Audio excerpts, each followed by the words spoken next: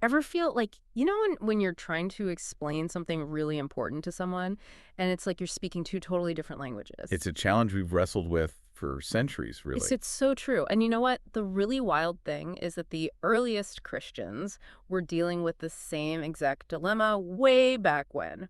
And that's what this deep dive is all about today. Absolutely. So to really wrap our heads around it, we're going back in time to ancient Athens. Ah, ancient Athens, the birthplace of democracy, philosophy. Right. Socrates, Plato, the whole gang. And get this.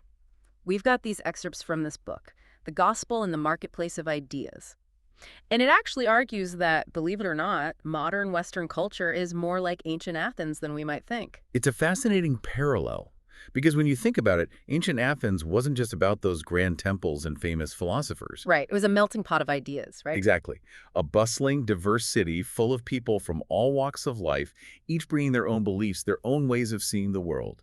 Which reminds me of that whole unknown god thing. You know how the Athenians even had an altar dedicated to an unknown god? Oh, yeah. Yeah. That always gets me. They were so open to new deities, they didn't want to offend any god they might have missed. It's like they were hedging their bets in the religion department. But seriously, the book makes this really interesting point that even back then, there was this incredible mixing of ideas, this constant search for meaning. It wasn't just about, like, worshiping the traditional gods. You had all these different schools of thought popping up. Hmm. The Stoics, the Epicureans, philosophical movements bubbling up everywhere. Okay, now those names ring a bell, like, vaguely from college, Yeah. but refresh my memory. Who were these guys again? Right. So the Stoics, they were all about logic and virtue. They believed in this divine reason, this logos that ordered the universe. Okay. And they emphasized accepting whatever life throws at you, like keep calm and carry on. But centuries before that became a thing. So basically, the original Stoics were the ultimate go-with-the-flow people. Pretty much. Now, the Epicureans, on the other hand, they were a bit different. They were less about enduring hardship and more about maximizing pleasure and happiness. Ah, so they were all about indulging in life's pleasures. Sign me up. Well, not exactly. Their idea of pleasure was a bit more nuanced. They were really after mental tranquility and avoiding pain more than anything else. They focused on making the most of this life, since they weren't as concerned with the afterlife like some other groups. Interesting. So you've got this city, ancient Athens, buzzing with different beliefs, kind of like a giant philosophical marketplace. And then into the scene walks the Apostle Paul. Ready to share his beliefs about this new movement centered around a man named Jesus. But here's the thing. The book really emphasizes that Paul didn't just show up and start, like, quoting scripture at everyone he met. Not at all. He was way more strategic than that. Thank goodness. Paul understood that to connect with people, you have to meet them where they are. Which is so important. You can't exactly build a bridge with someone if you're speaking a language they don't understand. Right. Exactly. The book actually uses this analogy, quoting scripture, to someone who's unfamiliar with it, is like speaking German to someone who only speaks Chinese. Ouch. So what did Paul do? How did he manage to communicate his message in a way that actually resonated with those Athenians? Well, that's where things get really interesting. He dove headfirst into their world. Instead of launching into scripture, he spoke their language, engaged with their ideas. Wow, really? So he was like going full-on philosophy slam poetry in the streets of Athens. Kind of. He even quoted their own poets to make his points. He knew his audience, found that common ground. That's wild. Okay, but at some point, he must have brought up, the whole Jesus thing, right? Like, I'm guessing the Athenians weren't exactly lining up to hear about a Jewish Messiah. Oh, he definitely talked about Jesus. But he did it in a way that made sense within their worldview, and then he brought up the resurrection. Which, knowing how the Greeks felt about the body and soul, I'm guessing that did not go over well. Yeah, you got to remember, their concept of the afterlife was totally different from how we usually think about it today. Right. They were way more into Plato's idea of the soul being freed from the body, right? Exactly. Death was seen as this liberation, this escape from the material world.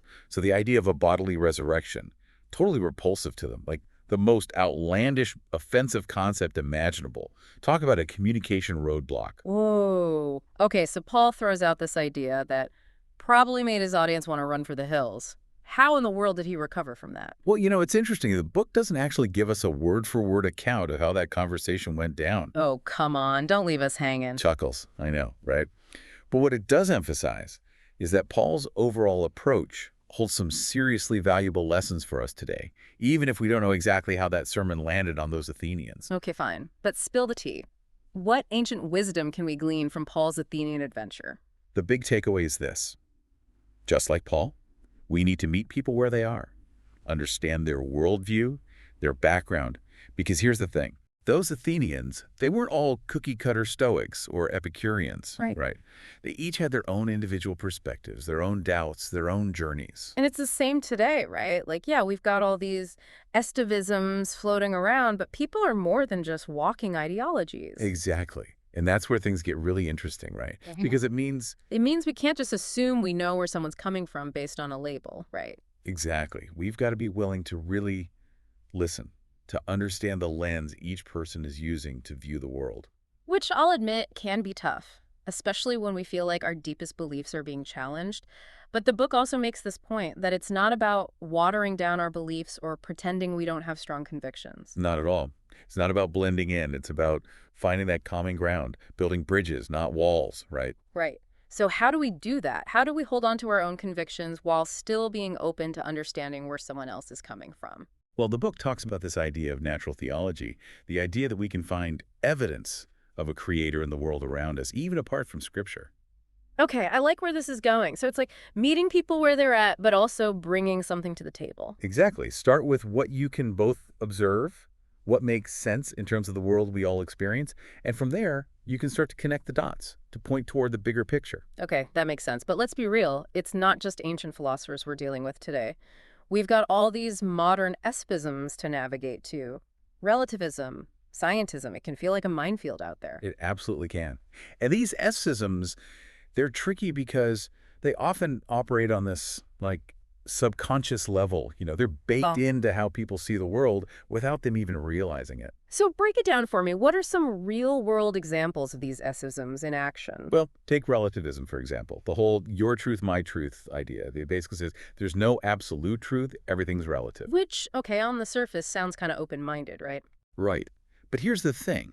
Even people who claim to be relativists, they don't actually live that way all the time. Hold on, I'm confused.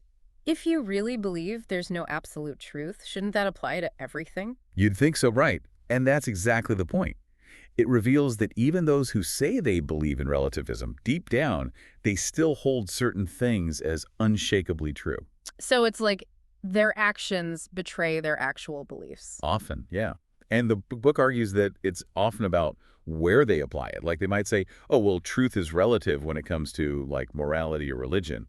But when it comes to, say, science or logic, suddenly they're singing a different tune. Fascinating. So it's less about logic and more about what they hold sacred, even if they don't call it that. It's like their own personal unknown God, maybe. Exactly. And that's crucial to keep in mind as we think about having these conversations, because it reminds us that we're not just dealing with ideas, we're dealing with hearts. So how do we actually have these conversations then? In a way that's both like authentic to who you are, but also actually connects with where the other person is at.